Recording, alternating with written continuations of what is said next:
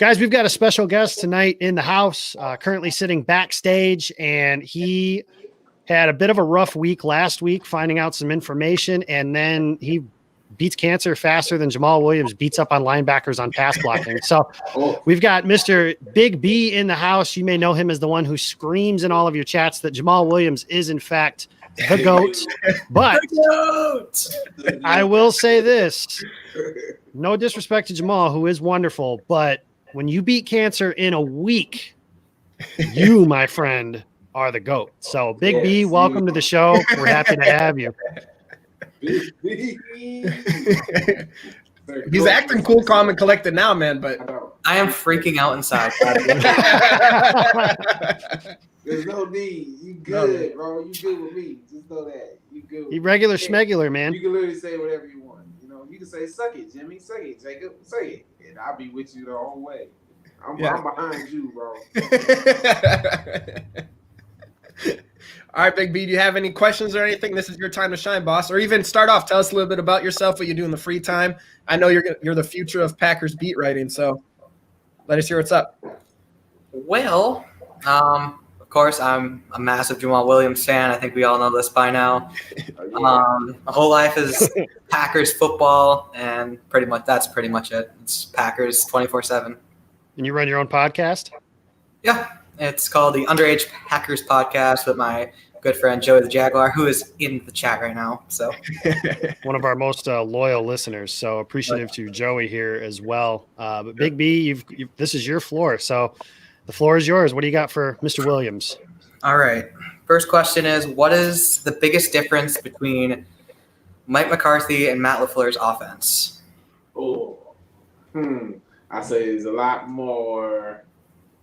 I said, look, a little more flashy. We got a little more flies. Everybody can get on the field. 2 running backs. You know what I mean? So I feel like it's just more creative ways in getting us into the positions to make plays. And with McCarthy, it'd be more, you play running back, you're going to play running back. You know what I mean? And do your thing there and then sometimes go out.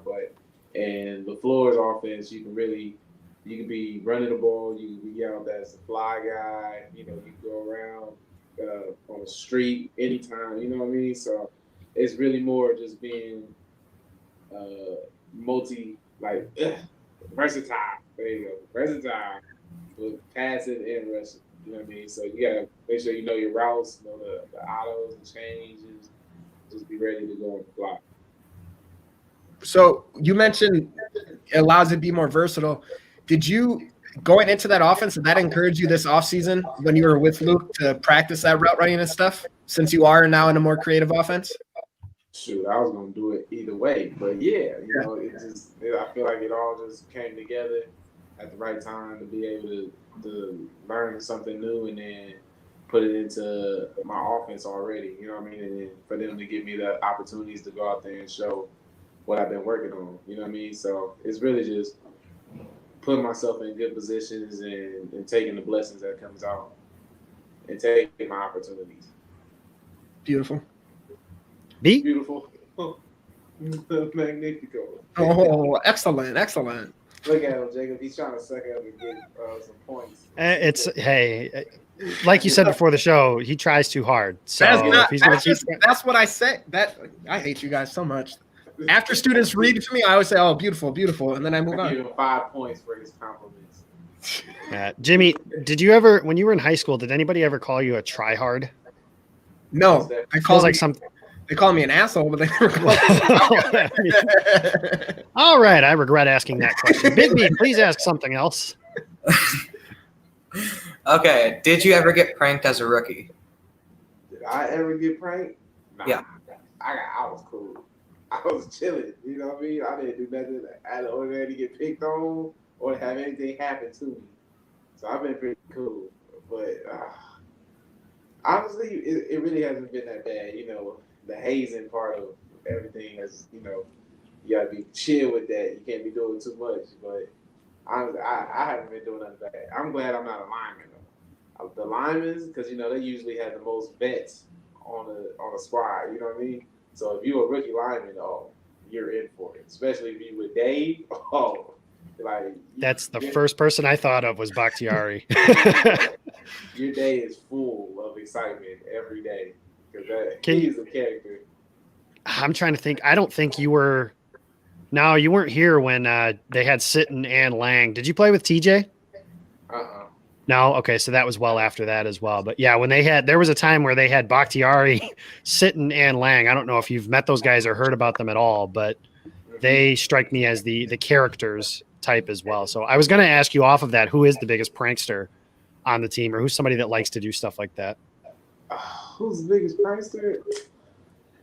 It'll be Dave. It'll be Dave, the O-line, and then, A-Rod. He be having his old man type of pranks. Like, he be, especially if it's snow on the ground, picking up a snowball and just tossing it up, hitting somebody in the helmet or something from across the field. You know what I mean? So it's like things like that.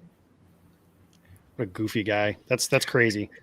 So speaking of pranks and energy, you were talking about that before. There's been a lot of discussion about the energy or lack thereof, or an issue with energy, and I'm just using the words that have been stated. Is there a difference? Is it a harder adjustment this year between going on the road where there are fans and then coming back home where there's no fans? And there's no fans. I don't know if they've made an official announcement for the rest of the season, but there's definitely no fans at Lambeau Field, whereas each road game is different to the point where you've had at least some sort of fans. But how hard is that to kind of change and make that adjustment from playing in a some capacity stadium to a no capacity stadium? I think that's where you draw most of your energy from, and your motivation and just getting people ready to go in the game. You know what I mean? So, you can always do it with your teammates and everything, but having fans there really shows the full set of what football is. You know what I mean? You actually got for home and away games. Home games, trying to get them all riled up, loud as they can be. You don't want them to hear nothing. It just roars and stuff. Then when you're away, you want to try to shut the crowd up. You know what I mean? Make them go home sad and, they wasted their day because their team lost. You know what I mean? But yeah, it's a little different just because of that. Because I feel like, even for me, in the last game, I was like, man, this is like the time where I miss the fans the most, because when it's cold, I'm freezing, they freezing. Might as well have fun with each other while we out here. So that's what I miss the most. So you mentioned the crowd roaring, and then you mentioned that pin dropping, deafening silence when you guys make a big play on the road. Is there one that you prefer? Which one's a cooler feeling? I feel like the one we at home. That's always the greatest. And you ain't gotta go nowhere. You can just go afterwards. You ain't gotta get on a plane or nothing. Is Remy humping you right now? No, I'm listening. Oh, I was gonna say you're acting real calm while that's happening. Jimmy, not everything that goes into your head has to come out of your mouth. You know that, right? I was just wondering. So, you mentioned do away teams and kind of shutting them up when you're making a big play. Where does, when you're at an away stadium but you still hear the "Go Pack Go" chants, where does that rank on feelings? Is that a pretty cool feeling too, knowing that Packer fans travel with you? Yeah, honestly, it really shows how much they really love football. It reminds me a lot about how BYU was. We always had fans in away games, and they was there. We had a lot. Sometimes you play a team, you have more BYU fans. Even in Texas, when we played the Texans, I felt like it was kind of equal in there. You know what I mean? The Packer fans and just how many there was, and I miss fans for that reason. Really, it's just great to see. I was too afraid to throw the ball though. I didn't know how that would work. You know what I mean? We still throwing balls in the stands. Not catch it that way either. They'll make you go up and get it.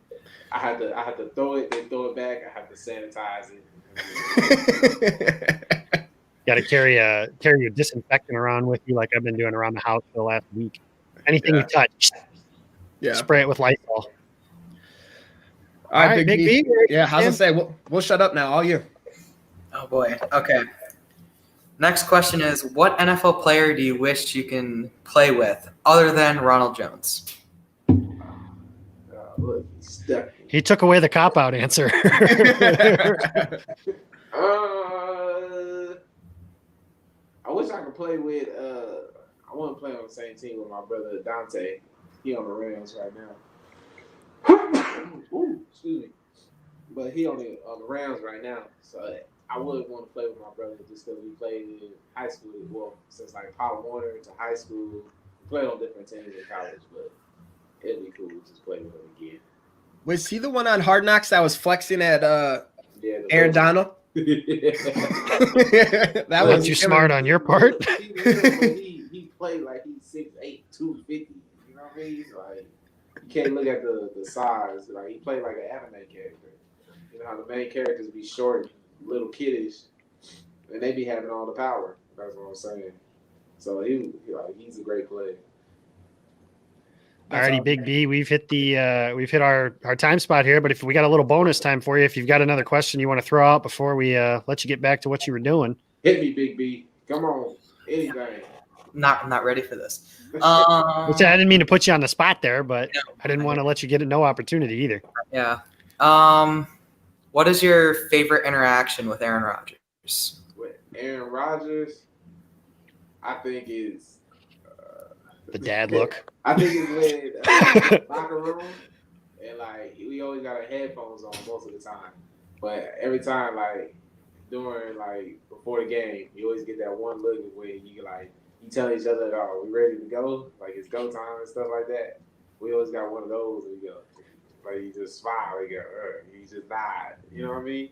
So I feel like that's just our way of showing each other like we're ready to play. And we just gonna play for each other. You know what I mean? Just brothers on the field and just go out there and make plays. Got goosebumps just thinking about that. Like we're ready to go look that you were talking about there. He's Big B. He's a cancer survivor. Like I said, within a week, that's still incredible to me. That is everything about 2020 sucks if something like that can happen. So Big B, first and foremost, thank you for joining us. Stay healthy, stay well. He discharges home from the hospital tomorrow, correct? Yes. Tomorrow. Okay, so he'll be home tomorrow, and keep your eyes peeled, Mr. Big B, because Game On, a couple of our friends, we sent you a care package. So look forward to you seeing that as well.